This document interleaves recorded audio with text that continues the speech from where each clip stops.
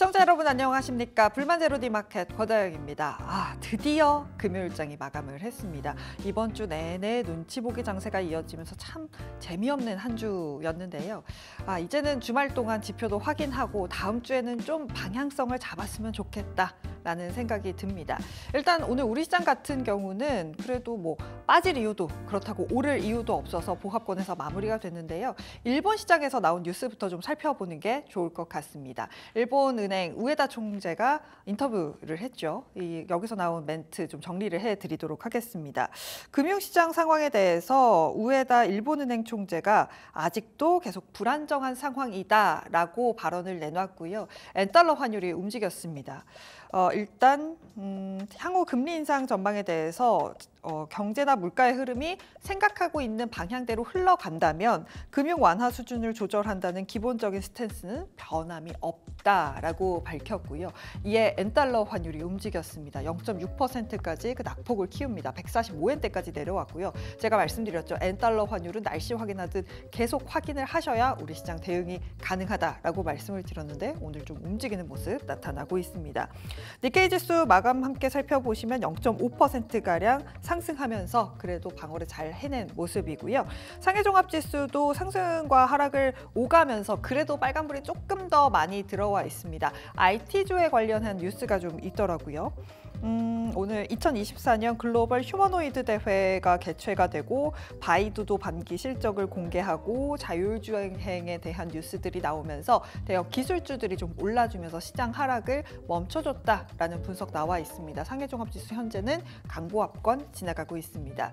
미국 선물시장도 그래도 우호적으로 흘러갑니다. 전일 사실 빠졌을 때 크게 거래량이 실리면서 빠지지는 않았던 뉴욕시장이었습니다. 오늘 아시아 장중에는 계속해서 상승 쪽으로 그래도 방향을 가져가는 모습입니다. 현재 다우존스, S&P 500, 나스닥 모두 0.23%, 나스닥 같은 경우는 0.5%의 상승을 미국 선물시장 보여주고 있습니다.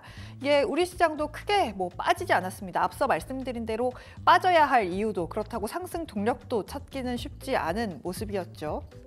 코스피가 약보합권에서 마감을 지으면서 그래도 2700선 지켜내면서 마감을 지었습니다. 코스닥 같은 경우도 보합권에서 773포인트에서 마감을 지었고요. 섹터 좀 정리를 해드리자면 건설주, 바이오텍, 또 일부 전기차, 화재 관련된 종목들이 오늘 시세를 냈고 반면에 이틀 동안 올라줬었던 2차 전지 셀업체들이 살짝 쉬어가는 모습이었고 또 코로나19 관련된 종목들이 변동성을 많이 보이면서 하락률 상위에 좀 이름을 올린 것을 확인해 볼 수 있습니다.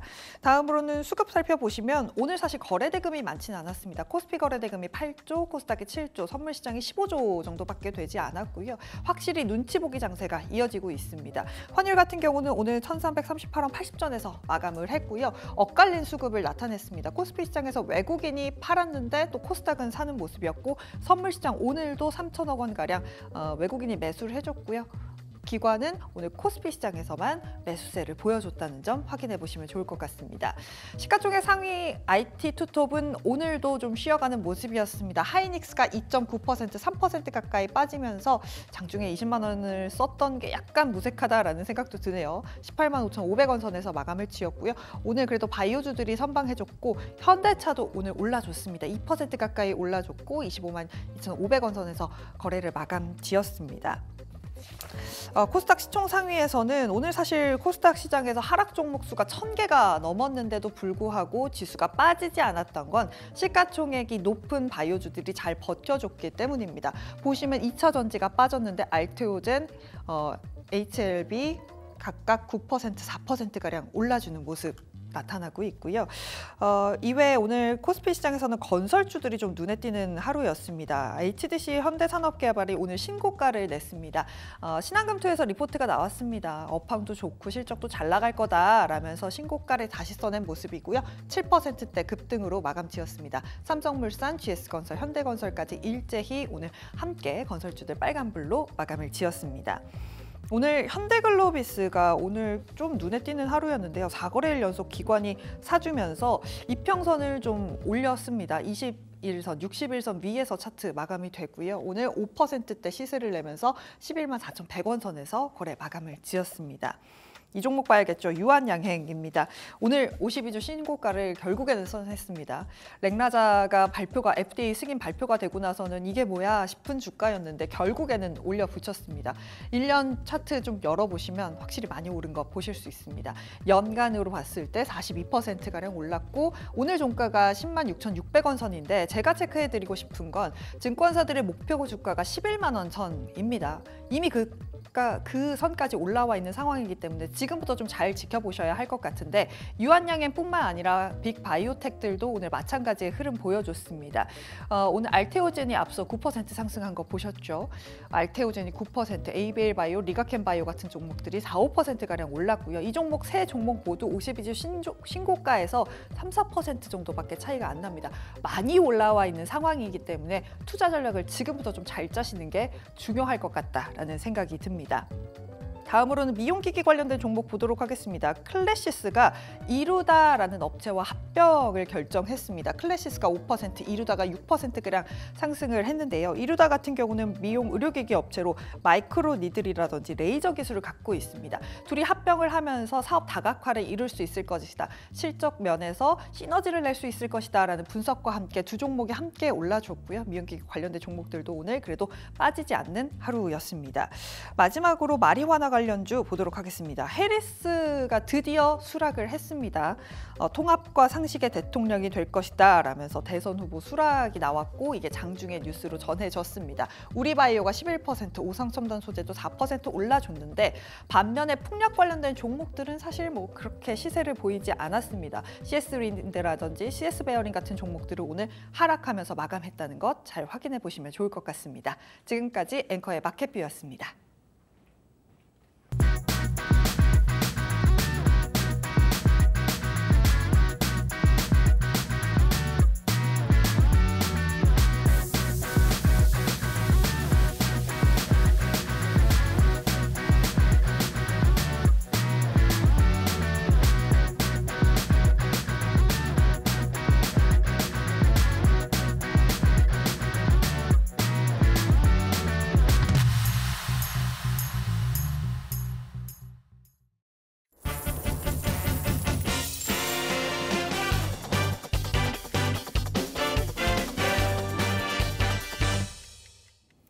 마감딜 이어가도록 하겠습니다. 키워드 바로 화면으로 만나보시죠.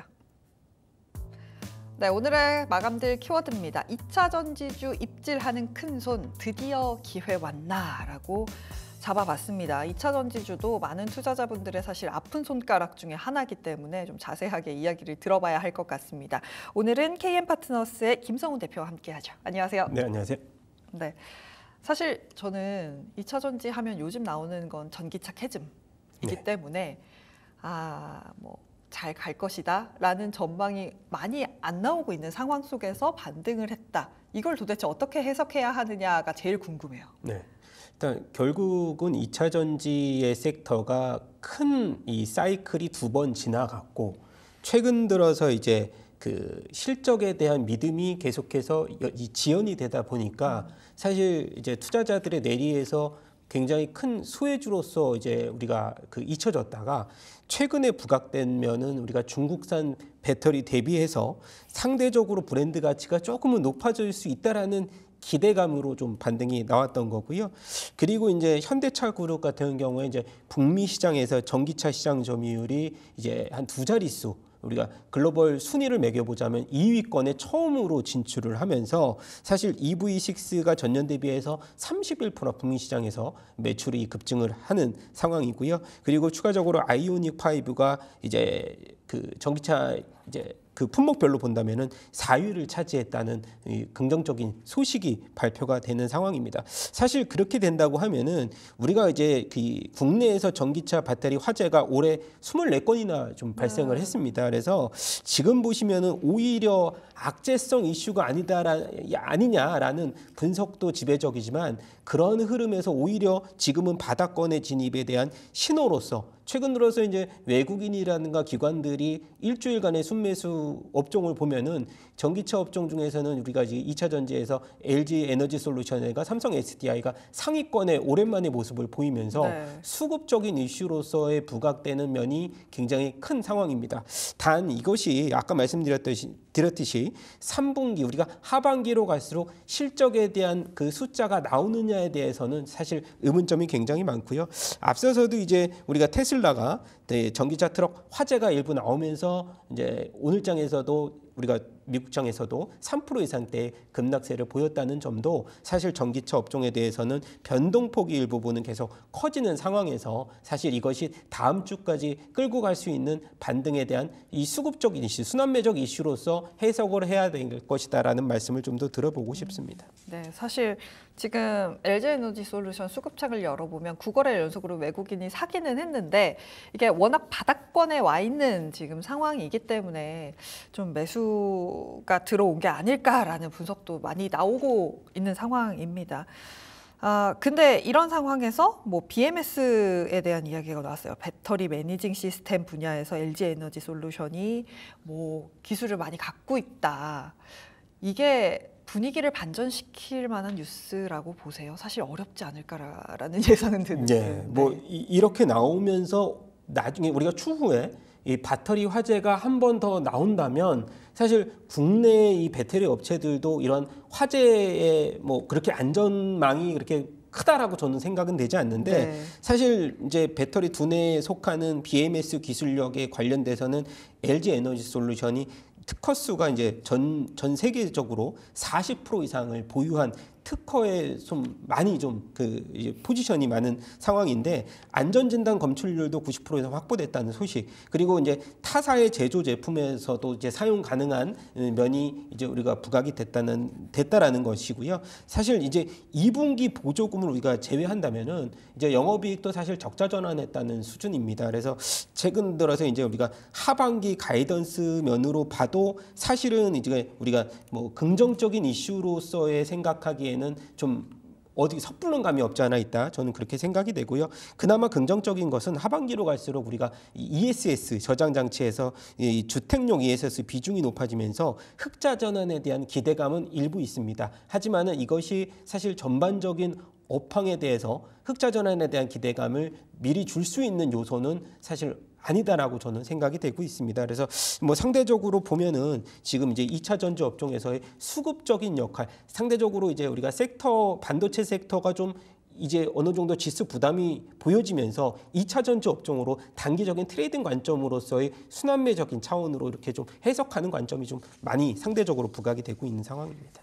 이게 사실 뭐 기관이나 외국인은 IT에서 2차 전지 대형주로 순환매 가능하겠죠. 근데 개인들이 이렇게 순환매를 돌리기에는 사실 쉽지 않은 상황이라는 생각이 저는 들고요. 또 사실 최근에 수요 자체가 전기차보다는 하이브리드 쪽으로 많이 올라와 있는 것으로 알고 있습니다. 그렇기 때문에 이게 그냥 순환매일 뿐이지 본격적인 상승이라고 해석하기에는 어려운 점이 꽤나 있는 게 아닌가라는 생각이 듭니다. 사실 이렇게 전기차 화재가 계속 발생을 하고 뉴스가 나오면서 우리 시장에서도 테마들이 굉장히 많이 돌았어요. 뭐 배터리 매니징 시스템이라든지 뭐 냉각 시스템이라든지 꿈의 배터리라고 하는 전고체도 한 바퀴 돌렸고요. 이렇게 전기차 화재와 관련된 섹터들이 쭉 돌았는데 이 부분은 테마를 좀 어떻게 보셨어요? 네, 오늘 보니까 뭐 강한 테마도 있습니다. 우리 알트캐스트가 15%대의 급등세를 보이면서 충전률을 90%로 이제 제한하는 플랫폼에 이제 특허를 보유한 차지인 지분을 이제 소유를 했다고 해서 이제 급등을 했는데, 사실 우리가 이 화재로서의 그 안전망에서 좀 자유로울 수 있다는 점을 우리가 앞서서 말씀드린다면 전고체 배터리로 빠르게 전환하는 수밖에는 없다. 저는 그렇게 생각이 되는데, 그래서 최근 들어서 이제 우리가 레이크 머티리얼즈라든가 스페셜티 케미컬 이런 종목들이 단기간의 바닥에서 뭐 50% 이상의 상승률을 보이면서 사실은 이제 투자 경고 종목으로도 많이 이제 보여줬었고요. 네.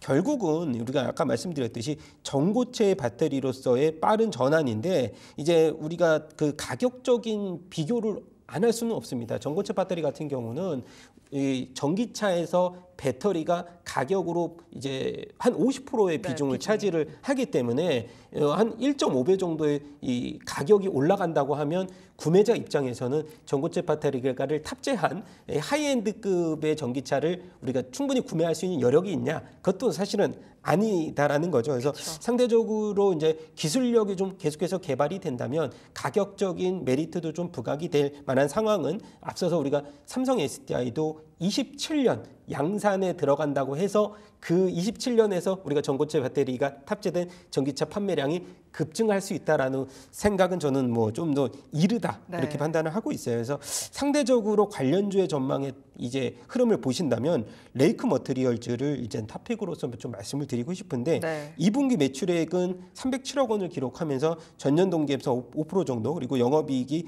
50억 원을 기록을 하면서 시장 컨센서스에 좀 부각을 했는데 이제 레이크 머티리얼즈 같은 경우도 양산 캐파가 이제 120톤 그리고 아까 말씀드렸던 이수 스페셜티 메디컬 같은 케미컬 같은 경우도 이제 양산에 돌입하는 상황이 이제 내년 정도에 이제 우리가 기대를 할 수 있을 것 같고요. 그다음에 뭐 테마주 쪽으로는 아까 순행식 냉각 이 시스템 한종 엔시스라든가 캐리 같은 경우는 이제 전력 변환 장치를 개발했다는 소식.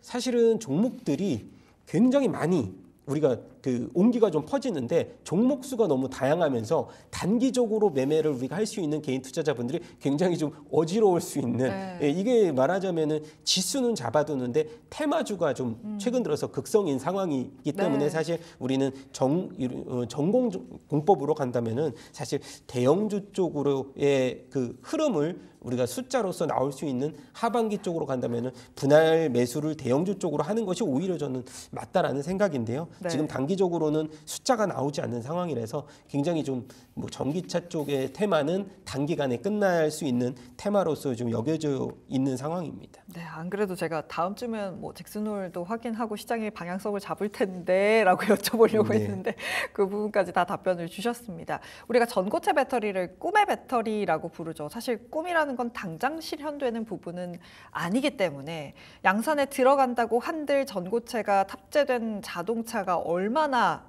언제 어떻게 팔리게 될지 모르는 상황입니다. 말 그대로 숫자가 찍히려면 시간이 좀 많이 걸리는 상황이기 때문에 테마는 테마답게 좀 보셔야 할 것 같고 사실 이제는 금요일장에 마감을 했고 다음 주가 되면 시장의 방향성을 잡게 되면 테마성 수급이 또 어떻게 바뀔지 모르는 상황이기 때문에 좀 조심하셔야겠다라는 생각이 듭니다.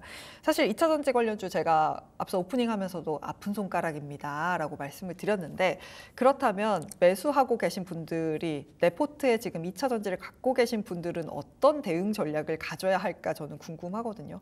그냥 마냥 기다립니까? 네, 일단 저는 이제 지금은 매력적인 섹터가 2차 전지보다 정말 많습니다. 최근 들어서 금리 인하의 수혜주였던 뭐 바이오주들도 사실 뭐 기술 수출에 성공하면서 상대적으로 이 온기가 좀 빨리 퍼지는 모습인데 사실 이제 우리가 최근 들어서 보면은 뭐 포드가 LG 엔솔하고 SK온하고 미국 내 배터리 생산을 확대하면서 보조금을 계속해서 키울 수 있는 능력을 이제 계속 그 캐파를 키워 나가는 점에서는 긍정적이지만 23년부터 전기차에 들어가는 배터리 부품 50%를 미국 내에서 제조해야 보조금 대상이 됐었고 2029년으로 들어간다면은 이 비율이 좀 많이 올라갑니다. 100%로 올라가는데 사실상 지금 현지화가 잘 된 국내 업체들이 이익을 본다는 측면으로 봤을 때는 제가 봤을 때는 LG 에너지 솔루션과 SK온 이렇게 두 종목들도 긍정적이지만 삼성 SDI가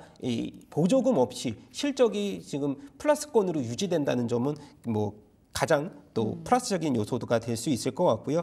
일단 전기차 화조 문제에도 불구하고 전동화로 향하는 우리의 글로벌 전기차 교환, 대세 전환에 대한 흐름은 사실 변화는 없다라고 생각이 됩니다. 과거에도 우리가 보면은 휴대폰 화재는 이슈가 끊이지 않았지만은 그것이 안정화될 때쯤은 계속해서 경쟁력을 유지하는 국내 배터리 업체들에게는 가장 큰 강점으로서 부각이 될 만한데요. 지금 보시면은 아까 말씀드렸던 3분기의 실적에 숫자가 나올 것이라는 기대감은 굉장히 좀 적어지고 있는 상황에서도 지금 순환매적인 반등으로서는 사실 다음 주에도 한 번은 트레이딩 할 수 있는 여력은 좀 있습니다. 대신에 장기적인 안목으로 보유할 수 있는 분할 매수를 권유하는 쪽은 지금 보유하고 있으신 장기 투자자 관점으로만 저는 제한적으로 좀 봐주셨으면 좋겠다라는 바람입니다. 뭐 들으면 들을수록 저는 왜 이렇게 어려울까요? 2차 전지가. 그렇다면 일단 3분기 실적에 대한 기대감은 워낙 낮아져 있는 상황이고 사실 하반기 내내도 쉽지 않을 거라면 내년에는 괜찮을까요? 네, 뭐 일단은 제가 봤을 때는 그 관련된 이슈, 지금 우리가 지금 화재에 관련된 이슈라든가 그다음에 리튬 가격 하락이라든가 그다음에 재고 관련된 이 수익성이라든가 이런 문제들이 저는 이제 증권사 레포트를 보면 원래 올해 2분기에 턴어라운드가 된다는 소식이 있었습니다. 근데 지금 레포트를 새롭게 나온 레포트를 제가 확인해 보면 하반기도 어렵다라고 이제 분석이 계속해서 연기가 되고 있는 상황이라서 저는 뭐 사실 2차 전지 섹터에 대해서는 이제 기본적으로 봤을 때는 투자 심리적인 개선 그리고 가격적인 메리트 부각으로 한정 지었으면 좋겠습니다. 참 사실 이게 업황이 돌아서지 않으면 주가는 미래를 먹고 사는 거기 때문에 참 올라오기가 쉽지 않겠다라는 생각이 듭니다. 참 2차 전지 관련해서는 많은 분들이 좀 대응하기가 쉽지 않겠다라는 생각이 드는데 그렇다면 아까 말씀하셨던 게 대형주였잖아요. 대형주 내에서도 뭘 봐야 할까요? 네, 일단은 뭐 2차 전지 섹터 내에서 제가 종목을 뭐 한 3종목 정도만 뽑아왔는데 아까 말씀드렸던 레이크 머티리얼즈를 제외하고도 대주전자재료라고 이제 실리콘 응급제 쪽으로 2분기에 또 우리가 흑자를 실현을 하면서 사실 이제 우리가 실리콘 응급제가 에너지 밀도를 좀 높이면서 거리를 500km 내로 증가시킬 수 있는 우리가 서울하고 부산을 이제 한 번의 충전으로 완충하면서 다닐 수 있는 그런 안정적인 실리콘 응급제를 만들고 있는 대주전자 재료가 이제 탑픽이지만 대형주 쪽 단에서 제가 말씀을 드렸습니다. 그래서 삼성 SDI를 빼놓을 수는 없다. 아까 말씀드렸듯이 우리가 전고체 이 배터리의 양산에 가장 앞서 있는 기업이고요. LG 에너지 솔루션 같은 경우 2030년을 이제 예고는 했지만 2027년 양산에 돌입을 할 수 있는 가장 빠른 업체고요. 2분기 같은 경우 영업이익이 전년 동기 대비해서 사실은 이제 38% 정도 감소는 했습니다만 아까 말씀드렸듯이 보조금을 거의 받지 않은 상태에서 흑자를 계속 내고 있는 2,800억 흑자를 냈기 때문에 저는 이제 뭐 중대형 전지라든가 소형 전지 쪽으로도 계속해서 좋은 포트폴리오를 유지하면서 그 와중에서도 명맥을 이어갈 수 있는 뭐 하나의 종목 대형주 중에서 긍정적인 흐름 계속 말씀드리고 싶고요. 그리고 이제 내년에는 46 이 지름의 그 배터리, 46파이 배터리를 양산을 하면서 기존의 이제 21파이에 대비해서 용량은 5배, 출력은 6배 정도로 이 개선된 차세대 배터리를 양산하면서 마진율을 높일 수 있는 종목이 아닌가 그렇게 생각이 되고 있습니다. 그래서 현재 주가에서는 바닥권에서는 뭐 사실 분할로 좀 접근을 해주셨으면 하는 바람이고요. 40만 원 목표가 그리고 30만 원대에서는 손절가를 제시하면서 러프를 좀 길게 한번 끌고 가셨으면 좋겠다는 바람입니다. 사실 뭐 국내 배터리 3사가 뭐 기술력이 팍 떨어지고 뭐 문제가 있는 건 아니지만 사실 업황 자체가 너무 좋지 않고 수급적으로 이제 그냥 한 바퀴 도는 상황이기 때문에 좀 긴 안목으로 보시는 게 맞지 않을까라는 생각도 듭니다. 지금까지 KM파트너스의 김성훈 대표였습니다. 오늘 얘기 잘 들었습니다. 네, 감사합니다. 네, 급등락 종목 함께 확인하고 오시죠. 안녕하세요. 마감딜 급등락의 김주영입니다. 오늘 밤 잭스홀 미팅 그리고 파월 연준 의장의 연설을 앞두고 시장은 잠시 대기하는 그런 모습이었는데요. 오늘 이런 시장에서 상승했던 종목들 어떤 것들인지 확인해 보겠습니다. 5위 살펴보면요. 5위는 유한양행 올라왔습니다. 렉나자 FDA 승인 이후에 세론이 나오면서 보합권에서 마무리가 됐었던 유한양행인데요. 오늘 제대로 된 반등이 올라왔습니다. 52주 신고가를 경신을 했고요. 여기에 렉나자 기술 이전을 했던 오스코텍 역시나 동반 상승하면서 오늘 강세 흐름을 이어갔습니다. 유한양행 같은 경우 10.8%대 강세로 마감했던 모습입니다. 4위 살펴보겠습니다. 4위는 이닉스 확인됩니다. 오늘도 전기차 화재 테마는 수급이 들어왔던 모습인데요. 다만 이제는 종목을 좀 선별적으로 접근하셔야 될 것 같습니다. 이닉스 같은 경우는 2차 전지 화재 발생 예방하고 또 전이를 지연시킬 수 있는 배터리셀 패드를 공급하고 있다라는 점들이 좀 부각이 되면서 오늘 수급이 들어왔던 모습이고요. 이니셀 같은 경우 12%대 매수세 들어오면서 마감했던 모습 확인되고 있습니다. 3위 살펴보겠습니다. J2K 바이오 올라왔습니다. 호실적 보여주면서 오늘 매수세가 들어왔던 모습인데요.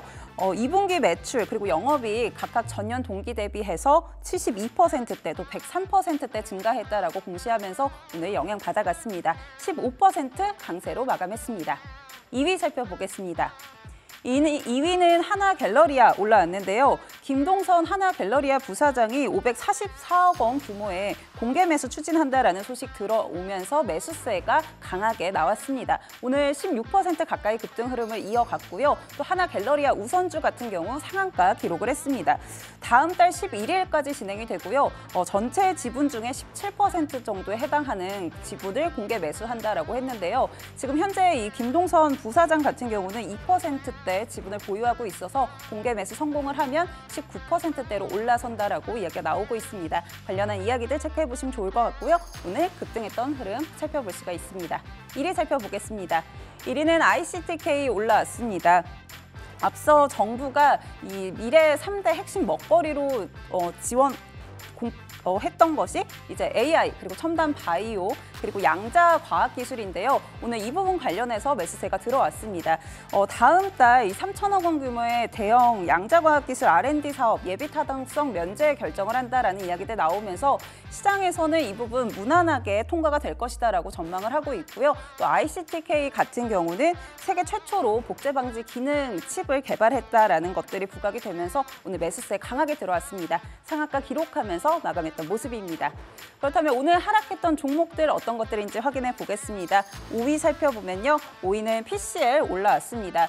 전일 장 마감 후에 FNG를 대상으로 해서 40억 원 규모의 제3자 배정 유상증자 공시를 냈는데요. 제3자 배정 유상증자임에도 불구하고 오늘 매도세가 나오면서 하락했던 모습이고요.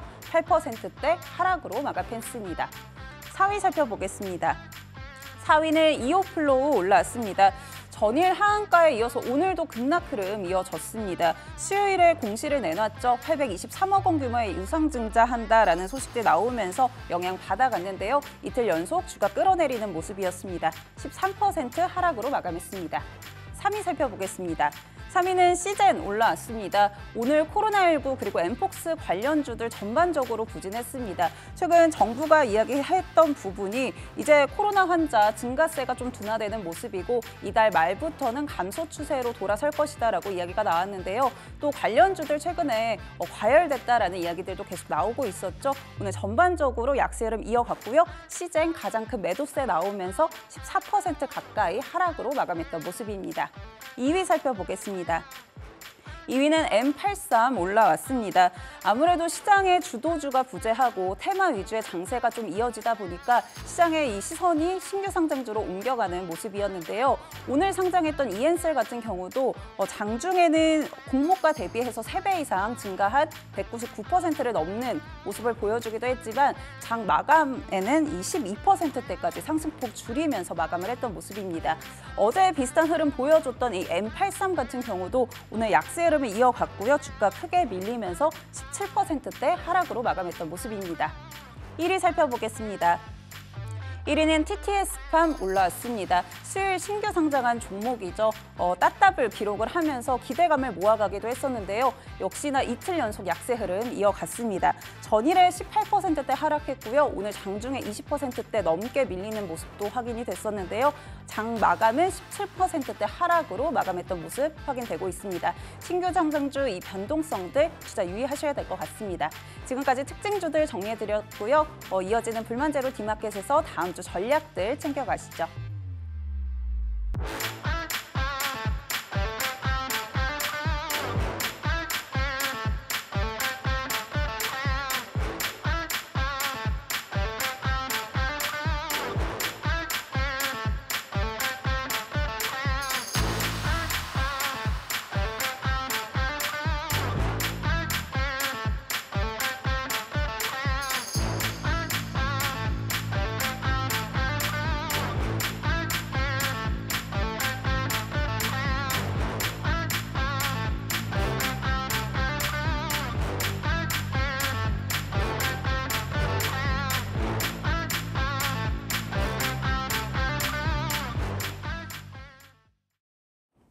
앵커의 산책입니다. 오늘은 전력기기 좀 보도록 하겠습니다.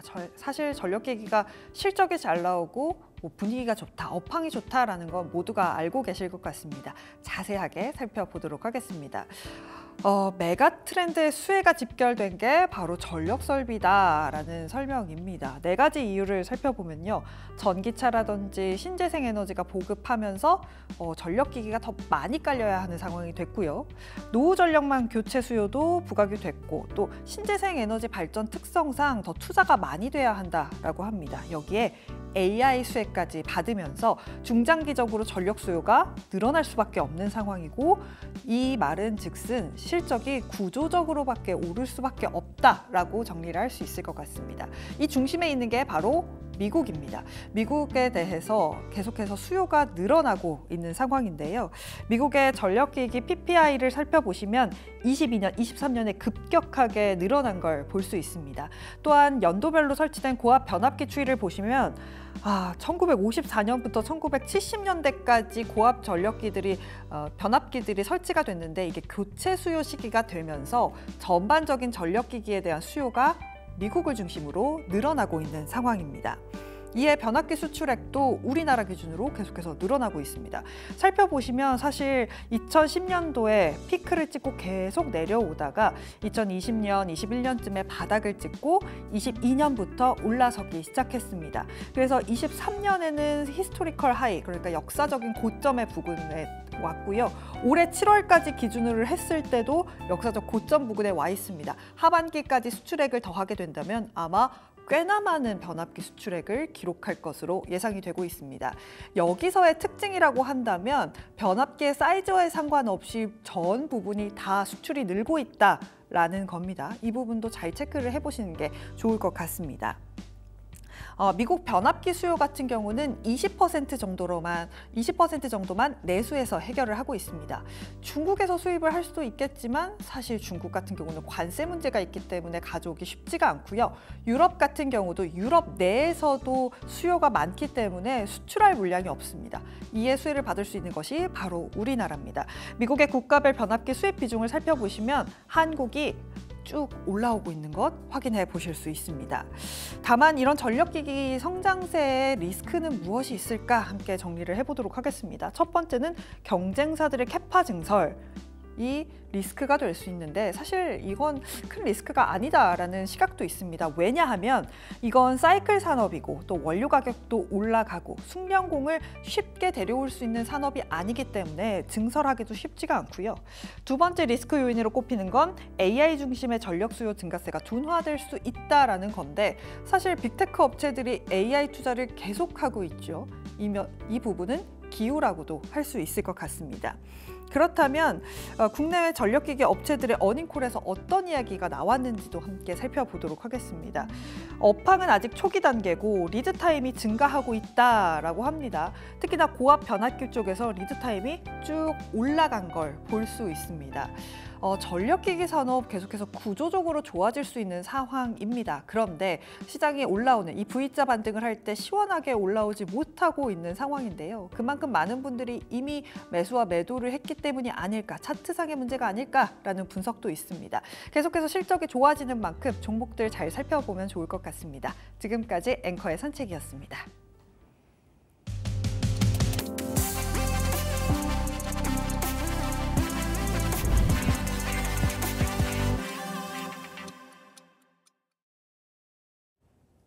오늘의 타임어택입니다. 오늘은 레몬리서치의 김민수 대표와 함께 하겠습니다. 안녕하세요. 안녕하십니까. 네, 드디어 금요일입니다. 네, 축하드립니다.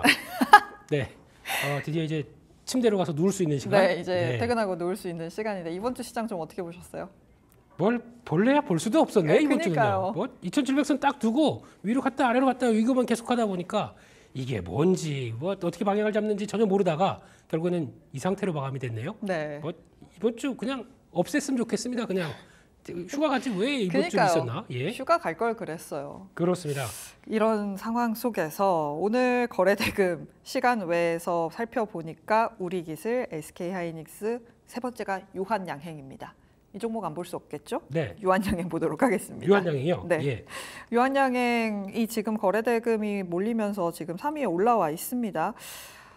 사실 바이오주에 대한 시각이 굉장히 많이 갈리고 있어요. 계속해서 바이오텍 봐야 된다. 아니다. 실적 지키는 거 봐야 된다. CDMO, 바이오시밀러 봐야 된다. 어떻게 보세요?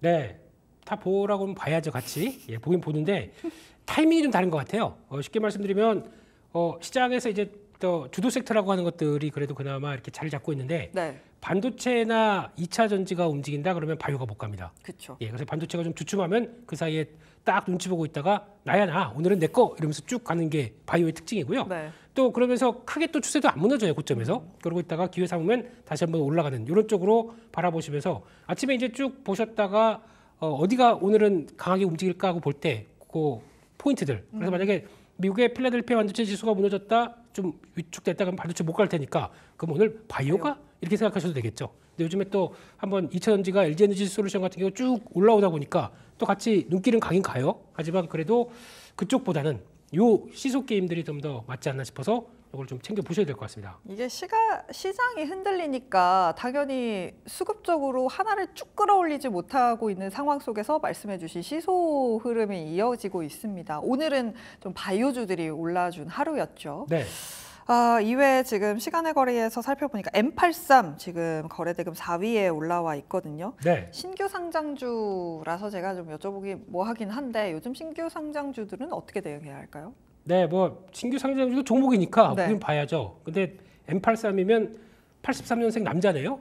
예, 매일 83. 네, 그렇게 되는 것 같은데 여기서 이제 봐야 될 거는 신규 상장주 하게 되면은 보통 거래하고 관심이 많이 들어가기 시작하죠. 네. 근데 제가 보기에는 만만치 않습니다. 어차피 상장한 다음에 그들은 상장시킨 다음에 나오는 물량들 어떻게 보면 기회만 봐서 엑시트하려고 하는 상황들이다 보니까 네. 이게 제대로 가겠습니까? 특히 한때는 또 신규 상장주가 어떤 테마처럼 움직이면서 강한 적이 있었습니다. 근데 네. 지금은 그게 아니고요. 우리 지금처럼 수급이 확 빠진 장, 관심이 별로 없는 관망세가 짙은 장 쪽에서 이런 종목들이 어떤 성과를 내겠느냐? 못 냅니다. 그러니까 관심은 별로 갖지 마시고요. 네. 혹시나 흐름 들어갔다가 단기적으로 좀 빠졌다가 살짝 들어오는 정도를 치고 빠질 정도가 아니라고 하게 되면 이런 종목들은 일단 잘못하게 되면 한 달에서 한 3달 정도 쭉 밀립니다. 그러니까 그거 한번 보고 그 다음에 다시 볼 수밖에 없는 운명이기 때문에 보유에 소외되면 또 흔들리고 할 수밖에 없죠. 네. 그렇기 때문에 그런 관점들 특히 시간으로 보니까 지금 한 1.9% 올라오면서 막 또 붙으려고 생각은 네. 하는 것 같습니다. 근데 그랬다가 이런 걸 보통 보면은 들어와 이렇게 하는 거죠. 예, 거기 들어갔다가 잘못하게 되면 또 당할 수가 있기 때문에 문 닫고 또 훅 밀어버리기 때문에 네. 이럴 때는 좀 웬만하면 내가 좀 짧게 대응하는데 좀 나는 달인이다라고 생각하시지 않는다고 하게 되면 네. 대응하기가 쉽지 않으실 겁니다. 네, 쉽지 않습니다. 신규 상장주이다 보니까 보호 예수 물량이 일정 기간마다 좀 풀리게 되고 그렇게 되면 주가가 함께 흔들릴 수 있는 상황이기 때문에 유혹한다고 해도 쉽게 들어가시면 어려운 상황이 맞습니다. 벌어질 수 예, 예. 있습니다. 지금 시간의 거래에서 거래량도 1위, 거래 대금도 1위가 우리기술입니다. 네. 우리기술이 현재 3.7%가량 시간 외에서 올라주고 있습니다. 우리기술 어떻게 보세요? 요거는 좀 다릅니다. 요거는 좀 느낌이 다르다고 봐야 될 것 같고요. 유혹하는 느낌 아닌가요? 유혹보다 한번 해볼까라는 오, 느낌으로. 네. 예. 왜냐하면 이게 일단은 지금 예전부터 알려지기로는 이제 그 원전 관련된 종목 쪽으로 그쪽에 시스템 감시 쪽으로 좀 알려진 회사였었죠. 네. 근데 이번에 나왔던 게 현대로템으로 장갑차 핵심 부품 독점 공급이 나오기 시작하면서 9월 달부터 시제품 납품한다. 네. 요거는 실적과 관련된 기업 쪽에서 변화가 나오는 흐름들이죠. 그렇기 때문에 이런 걸 본다라고 하게 되면 아무래도 지금 그동안에는 약간 좀 정체됐던 원전 관련된 쪽에 대한 모멘텀뿐만 아니라 나도 방산 쪽 이런 쪽으로 붙을 수가 있는 거죠. 그런 쪽에서 자리를 한번 보니까 최근에 많이 밀렸다가 거의 좀 관심 없는 차원에서 거래 들고 중요한 저항권들을 한번 싹 올려서 안착하기 시작합니다. 네. 그러면 단기적인 저항은 나오겠지만 약간 눌림목 들어온다라고 하게 되면 다시 한번 힘을 좀 응축할 수 있는 기조다라고 하게 되면 이런 패턴이나 이런 재료 가지고는 한 번쯤은 볼 수 있겠다라는 생각이 들어서 이런 거는 한번 월요일날 보시고 근데 또 시간에서 올랐다고 따라가시면 안 될 것 같고요. 아마 좀 약간 눌림목 들어올 때 그래서 아마 이런 것들은 또 분봉 흐름들 한번 좀 체크를 하셔야겠죠. 네. 지금도 막 올라가다가 약간 2,250원대에서 좀 멈췄습니다. 이런 자리들이 잘 지킬 수 있는지 보시면서 아마 월요일 날 부근에서 이런 자리들 크게 이탈 안 한다 그러면 한번 들어가 보셔서 한번 장중에 또 한번 시세 나올 수가 있겠죠. 그런 거 한번 노려보셨으면 좋겠습니다. 이게 기업의 실적의 색깔이 좀 달라질 수 있는 부분이기 때문에 네. 잘 지켜봐야겠다라는 코멘트 들어봤습니다. 우리 기술 살펴봤고요. 지금 엔시스라는 종목이 시간 외에서 9.9%대 급등을 이어가고 있습니다. NCT요? 에- 예, NC스. NCS. 예, 예. 네. 저희 오늘 워낙 장중에도 예. 8%가량 올라줬고요. 네. 전기차 화재 관련돼서 뉴스가 있습니다. 어떻게 봐야 될까요? 네, 이 회사도 장중에 움직이는 거 보니까 조금 그렇더라고요. 뭔가 매수자가 확확 붙다 보니까 좀 가볍네? 라는 생각이 들었는데 시간에까지 지금 보니까 거의 상한가로 움직이기 시작하네요. 48만 주 쌓여 있다 보니까 생각보다 부각은 좀 받는 것 같습니다. 네. 근데 이 회사의 강점이 2차 전지 관련된 쪽에서 검사 장비 쪽이죠. 네. 근데 그러니까 비파괴 검사 관련된 비전 검사 예, 이런 쪽에서 성과를 내는 회사다라고 하게 되면 이번에 그래도 정부의 여러 가지 정책들과 함께 우리 배터리 좀 불안할지 모르니까 이거 좀 검사 좀 해주세요. 네. 라고 하면 그런 장비 쪽에서는 수혜를 받을 수가 있겠죠. 그런 쪽에서 변화가 들어오는데 물론 기대감입니다. 근데 수주가 얼마큼 나오고 얼마큼 나오는지는 좀 체크를 하셔야겠는데 지금 트렌드는 맞다라고 볼 수가 있겠죠. 그런 쪽에서 지금 부각을 받고 있다는 점들 그리고 또 막판에 보니까 또 한 2시 반 넘어가면서 또 오후장에 갑자기 또 마감 무렵에 이렇게 강하게 매수가 네. 들어온다. 뭔가 좀 낌새가 들어오는 거죠. 그래서 이런 종목들은 관심은 두는데 벌써 상한가가 들어갔기 때문에 네. 일단 월요일날 갭상승이 나오겠죠. 그래서 12,000원대 위로 움직이냐 아래로 움직이냐에 따라 다를 것 같습니다. 만약에 12,000원대 위쪽으로 가게 되면 크게 뭐 관심을 두지 말아야 될 것 같고요. 12,000원대 밑인데 거기서 좀 다시 돌리는 모습도 나온다 그러면 짧은 대응도 한번 나오지 않을까라는 쪽에서 일단 지금은 또 이런 정도도 매수자가 좀 모여 있기 때문에 네. 예, 그리고 또 그게 이런 거는 시작하고 바로 대응하는 게 아니라 시작하고 또한 뭐 15분 정도쯤 이제 지켜보시다가 그거 좀 어느 정도 확인된다 그러면 그때는 한번 해봐도 되지 않을까라는 쪽에서 시장에 맞는 종목 이런 쪽으로 보셨으면 좋겠습니다. 근데 상한가 좀 풀려야 되는데 그래야 좀 매매가 되겠죠. 네, 근데 네. 풀리지 않고 있는 걸로 지금 인생이 잘 풀려야 되는데요. 예, 네. 그렇습니다. 예. 네. 알겠습니다. 지금 화성 밸브가 거래량 20위에 올라와 있습니다. 오늘 장중에도 6%가량 올랐고 오늘 밸브 피팅 뭐 이런 쪽이 좀 올라주는 모습이었어요. 네. 대왕고래 프로젝트가 뭐 끝날 듯 계속 뉴스를 내놓고 있거든요. 어떻게 보세요? 그렇습니다. 지금 보니까 매수 체결 강도가 상당히 세네요. 네. 이 시간으로요. 그래서 이 정도면은 관심은 있어 본다라고 생각드는데 그렇다고 하더라도 지금 장중에 나왔던 고가 때는 아직은 못 밀고 올라가는 것 같고요. 네. 예, 그게 이제 오늘 시간으로도 변화가 나오는지는 좀 지켜보셔야 될 것 같은데 일단 대왕고래 프로젝트 관련된 쪽에서 요즘에 보면 한국가스공사가 강한 게 아니라 이런 주변주들이 강합니다. 그렇다는 얘기는 이 주관사 관련된 거 선정하고 거기다가 협력사들 선정했을 때 혹시 들어가게 되면 뭐 규모가 뭐 어마어마한다면서요. 예, 그렇게 되면 거기서 나도 수혜를 보는 거 아니냐라는 네. 기대감들이 좀 쌓여 있는 쪽이죠. 근데 이런 것들은 아마 대응하기는 또 주가가 좀 올라와 있습니다. 네. 그렇기 때문에 변동이 큰 거를 이용하셔야지 이거를 사서 여기서부터 끌고 간다. 이거는 제가 보기엔 좋은 전략이 아닌 것 같습니다. 그렇기 때문에 지금은 아마 이 상태로 봐서 제가 보기에는 시간 외로 고가로 안 끝날 수도 있을 것 같은데 막 올라가네요. 예. 네. 네. 그런 쪽인 것 같은데 네. 그래도 계속 또 시도를 한다고 하더라도 월요일날 가서도 만약에 연결해서 보신다라고 하더라도 위로 막 따라가기는 좀 부담스럽습니다. 그렇기 때문에 이거는 그냥 보시면서 장중의 대응 정도로만 보시는 게 낫지 않을까 싶고 특히 요즘 같은 쪽에서 또 섹터가 막 움직이다가 이게 또 강한 섹터니까 이쪽으로 막 붙어야 강한 건데 그건 또 자신을 못하겠습니다. 월요일날 가면 또 어떻게 바뀔지가 모르기 때문에 시장이 그래서 이거는 일단 패스하시는 게 좋지 않을까 생각됩니다. 네, 또 시장이 또 주말 지나면서 무슨 뉴스가 나올지 모르는 상황이기 때문에 네. 이런 말씀을 주시는 것 같습니다. 지금까지 시간 외 거래 함께 살펴봤습니다. 레몬리서치의 김민수 대표였습니다. 고맙습니다. 감사합니다.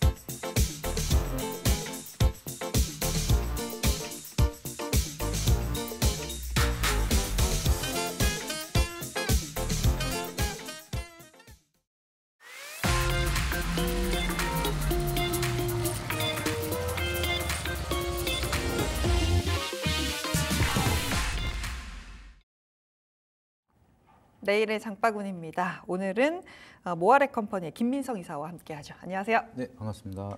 네, 오늘은 어떤 주제 가져오셨을까요? 지금 계속해서 이슈가 되고 있죠. 배터리 화재 관련돼서 이야기가 나오고 있는데 거기에 대한 이슈에서 또 우리가 반사이익으로 좀 바라볼 수 있는 산업이 나타나고 있습니다. 하이브리드가 또 화두에 나타나기 시작을 하면서 이 이슈를 한 번 더 체크를 드려야겠다 해서 가져오게 됐고요.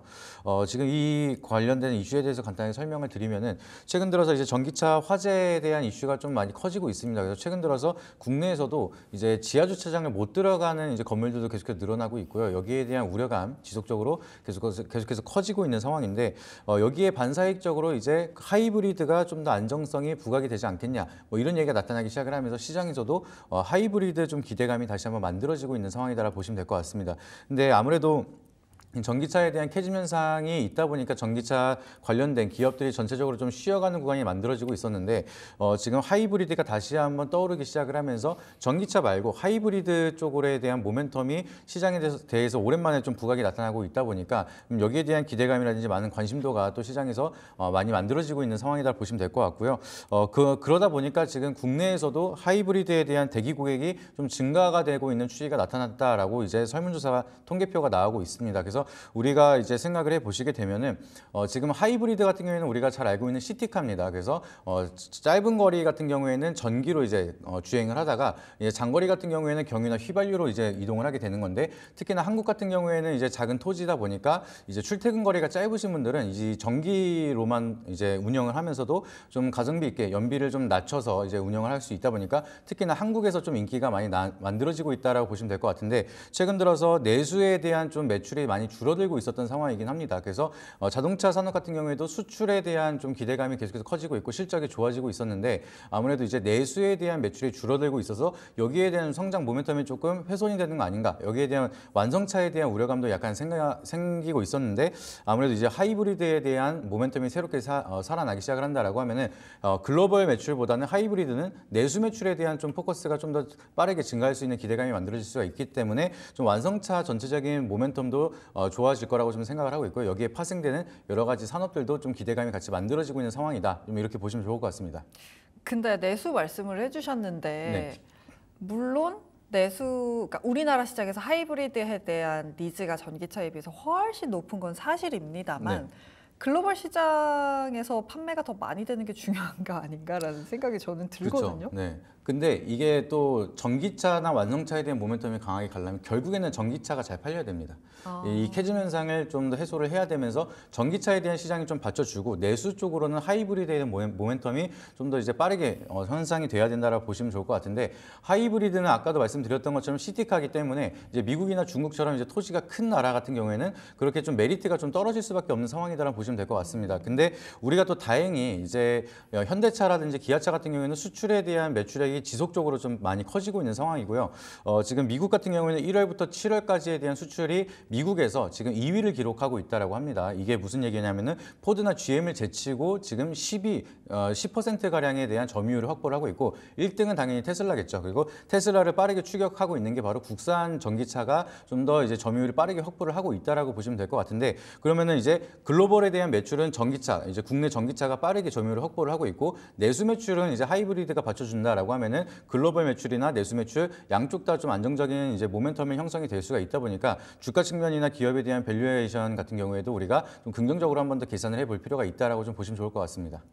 네, 하이브리드와 관련해서 오히려 지금 전기차 화재와 관련해서 수혜를 볼 수 있다라고 말씀을 주셨는데 저는 또 반대로 좀 드는 생각이 물론 당연히 수혜가 있겠죠. 근데 시장만 두고 봤을 때 네. 지금 전기차 화재와 관련된 섹터와 테마 쪽으로 수급이 확 몰려 있는 상황 속에서 아무리 실적이 잘 나올 거고 그러니까 실적이 잘 나올 거고 실제적으로 기술을 가지고 있다고 한들 주가를 끌어올려 줄 수 있을까라는 생각도 들거든요. 뭐 2차 전지나 전기차에 대한 모멘텀을 보기에는 조금은 이제 시간이 걸릴 수 있을 거라고 생각을 하고 있습니다. 아무래도 이제 현대차라든지 기아차 같은 경우에도 이제가 몇 년 전만 해도 막 흉기차 막 이렇게 얘기를 하면서 이제 거기에 대한 위험도 막 이런 얘기 많이 있었죠. 근데 거기에 대한 극복을 하면서 이제 글로벌 점유율을 빠르게 확보를 하고 있습니다. 근데 이번에도 마찬가지로 위기 속에 나타나는 기회라고 좀 생각을 하고 있고요. 있고요. 이제 테슬라에 대한 화제가 이어지고 있다 보니까 현대라든지 기아 같은 경우에는 이 테슬라 말고도 더 안정성 있는 자동차를 좀 만들 수 있다. 그리고 배터리에 대한 문제점을 해소시킨다라는 좀 그런 모멘텀을 만든다라고 하면 오히려 좀 이 시장에 대한 독점, 점유율을 빠르게 성장할 수 있다, 가져갈 수 있다. 좀 이런 기회라고 보고 있습니다. 그래서 전기차나 완성차에 대한 모멘텀 같은 경우에는 조금 더 시간이 걸리겠지만 여기에 대한 과제를 풀어 나간다라고 하면 우리가 지금부터는 좀 중장기적으로 모멘텀이 좀 장기적인 우상향을 할 수 있는 기회가 될 거라고 좀 생각을 하고 있고요. 이제 시장이 워낙 한번 블랙 프라이데이부터 먼데이 때 강하게 한번 조정을 받았다 보니까 좀 세일 구간이 많이 나타나고 있습니다. 그래서 가격적인 측면에서도 메리트가 있는 종목들이 굉장히 많으니까 이런 부분에서는 우리가 모아가는 전략을 좀 접근하시면 좋을 것 같고 단기적인 트레이딩 관점으로 봤을 때는 저는 이제 하이브리드 관련된 부품 쪽으로는 이제 모멘텀이 빠르게 좀 회복이 되고 있는 종목들이 있습니다. 그래서 전기차에 대한 반사이익적으로 다시 한번 하이브리드 쪽이 이제 얘기가 나오기 시작을 하다 보니까 시장은 아무래도 좀 테마적으로 먼저 움직이고 있는 상황이다 이렇게 보시면 좋을 것 같고 그 중에서도 하이브리드에 대한 모멘텀을 좀 명확하게 갖고 있는 기업들이 좀 더 회복세가 다른 종목보다 빠르게 나타나고 있는 점을 좀 참고하시면 좋을 것 같습니다. 네, 포인트가 되는 말씀을 주셨습니다. 하이브리드라는 타이틀을 갖고 있는 종목들이 조금 더 빠르게 올라올 수 있다라고 말씀을 주셨는데 네.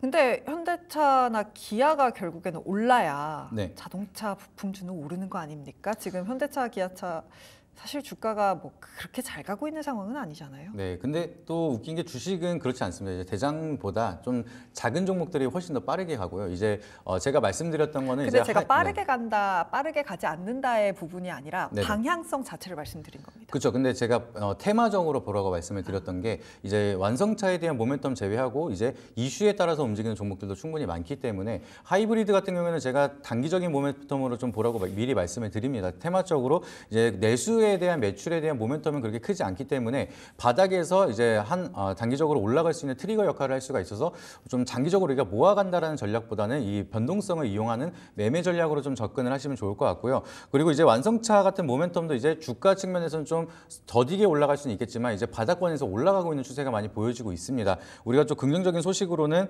현대차라든지 기아 같은 경우에는 이번에 이제 국제 신용 평가사 무디스랑 피치랑 S&P 모두가 이제 신용도를 A-로 이제 등급을 올렸는데요. 이게 어떤 얘기냐라고 하면은 지금 뭐 BMW나 도요타 같은 글로벌 완성차 그룹이랑 좀 어깨를 나란히 할 수 있는 좀 긍정적인 모멘텀을 보여주고 있습니다. 그만큼 이제 한국에 대한 자동차에 대한 점유율은 빠르게 확보를 하고 있고 그만큼 실적이 잘 만들어지고 있고 파이프라인이 굉장히 잘 만들어지고 있다는 것을 전 세계적으로 인정을 받고 있기 때문에 완성차에 대한 주가 모멘텀 같은 경우에는 상방으로 좀 이어질 가능성이 굉장히 높다라고 우리가 그거를 가능성을 두고 나서 이제 볼 수가 있기 때문에 먼저 테마적으로 움직일 수 있는 부품 쪽으로도 모멘텀이 만들어진다라고 하면 좀 더 빠르게 반등이 나올 수가 있을 거라고 생각을 하고 있고요.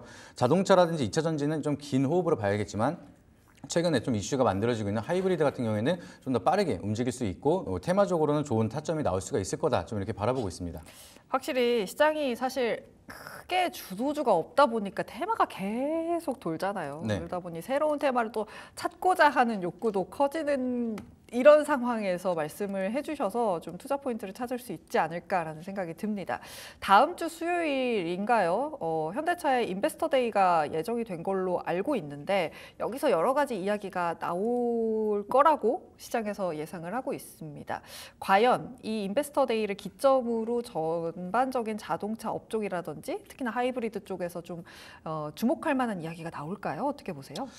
저는 나올 거라 생각을 하고 있습니다. 왜냐하면 기아랑 현대가 지금 하이브리드에 좀 집중을 하겠다라고 좀 얘기한 바가 있기 때문에 지금 뭐 국내에서도 하이브리드를 빨리 만들어 달라고 대기 고객들이 굉장히 많습니다. 그래서 거기에 대한 좀 이슈를 좀 만들기 시작을 하면서 거기에 대한 니즈를 좀 충족을 하기 위해서 하이브리드 사업을 하는 지는 사실 오래됐기 때문에 여기서 이제 신차에 대한 모멘텀이 다시 한번 나타난다라고 하면은 좀 소비 심리에 대한 좀 기대감이 더욱더 커질 수가 있는 상황이고요. 우리가 이제 배터리에 대한 화재 자체가 이제 생명과 직결되는 문제이기 때문에 여기에 대한 소비 심리가 좀 많이 달라질 수가 있을 거라고 생각을 하고 있습니다. 그래서 그동안에 좀 배터리를 좀 배터리 위주로만 사용을 하는 것보다 일부 배터리를 사용하고 경유나 휘발유로 이제 사용을 하는 하이브리드 같은 경우에는 훨씬 더 화재에 대한 위험이 덜하다라고 이제 많은 기사들이 나타나고 있고 소비 심리도 그쪽으로 맞춰지고 있기 때문에 이번에 좀 이슈를 만든다라고 하면 거기에 대한 하이브리드를 좀 더 국내에선 특히나 좀 강조를 할 거라고 생각을 하고 있고요. 거기에 대한 모멘텀으로 아무래도 이제 대기업이 먼저 얘기를 한다라고 하면은 거기에 대한 모멘텀이 시장이 먼저 반응이 나타나기 시작. 시작을 하고 연관되는 기업들 그리고 밸류에이션이 좀 연계될 수 있는 그런 기업들이 좀 더 시장에 대한 반응이 빠르게 나타나지 않을까 좀 이렇게 바라보고 있습니다. 그렇다면 또 궁금해지는 게 자동차 부품 내에서 하이브리드 말고는 또 볼만한 섹터가 없는 걸까요? 어떻게 보세요? 차량 쪽으로는 조금 아직은 없다라고 생각을 하고 있습니다. 제가 2차 전지는 조금 조심하자라고 말씀을 드리는 편이기 때문에 물론 뭐 2, 3년 이상 모아가면서 이제 기다릴 수 있다라고 하시면은 매수하셔도 좋다라고 말씀을 드리지만 지금 같은 경우에는 2차 전지가 우리가 뭐 버블이다 아니다 얘기가 굉장히 많았는데 최근 들어서 조정을 많이 하고 나서 지금 나오고 있는 게 EPS가 안 찍히고 있습니다. 이제 영업이익 자체가 이제 계속해서 적자가 나타나고 있고 단기 순이익도 계속해서 줄어들고 있는 상황인데 아무래도 전기차에 대한 캐즘 현상이 겹치기 시작을 하면서 실적 모멘텀이 좀 훼손이 되다 보니까 여기에 대해서 그동안의 밸류에이션을 10년, 20년 같이 계속해서 먹였던 것들은 지금 뭐 버블이구나, 실적이 찍히지 않는구나 약간 이런 얘기가 나타나기 시작을 하면서 좀 프리미엄이 줄어들고 있는 상황이죠. 그래서 다시 한번 모멘텀이 강하게 상승한다라고 하면은 전기차에 대한 캐즘 현상을 좀 더 해소를 시켜야 되는 상황이고요. 이 전기차에 대한 캐즘 현상을 해소시키기 위해서는 제가 봤을 때는